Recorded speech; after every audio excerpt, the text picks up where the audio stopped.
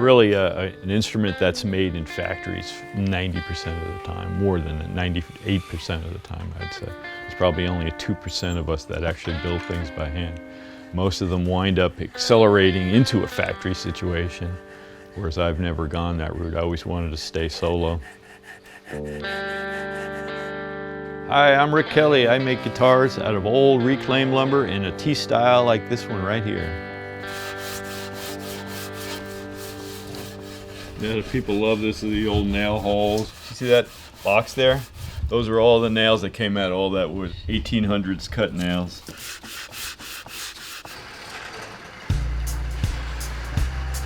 Yeah, the wood is all from these old New York City buildings, and they were framed out in the early 1800s.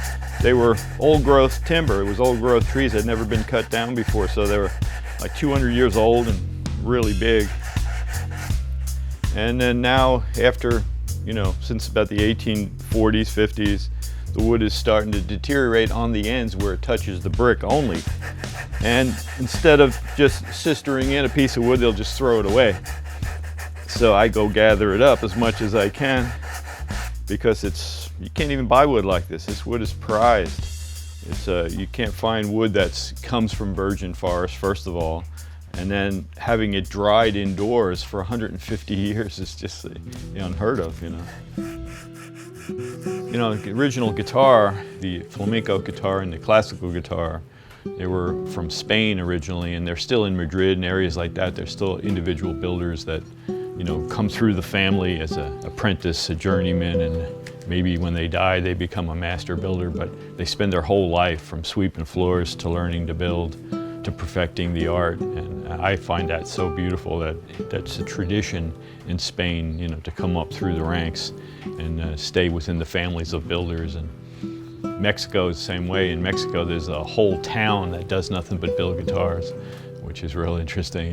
They incorporate a lot of their local woods and shells and whatnot into it, in Paracho.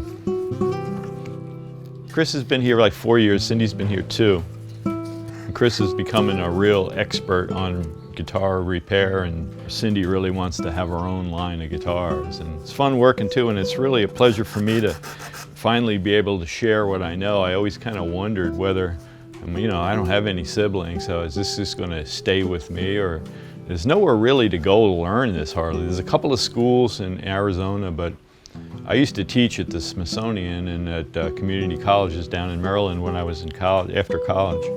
But there's hardly anybody that teaches this anywhere on the East Coast that I know of. It's becoming a lost art, unfortunately.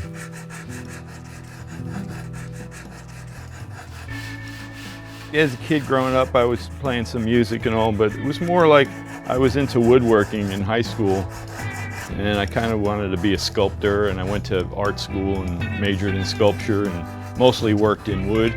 So I got a lot of wood experience that way. It was, how do you now, or you get out of art college, what are you going to do now? You're not going to just make sculpture. You have to have $1 million and a big, supply of work, so you have to find some way. So I started making Appalachian dulcimers, and I would do a lot of carvings on them and stuff, and that would get me into the juried craft fairs, and then I started making a living doing that, and that was in the early 70s, and I've just been doing it ever since. Kind of melded the guitars into that at that time in the early 70s, so I've been doing this since then. It's becoming, now that I have so many orders, it's becoming a job, it's work. I come to work every day, and I do what it takes to make enough money to pay the rent. But look what I get to do. I can't complain about that. I get to do what most people, are you kidding me?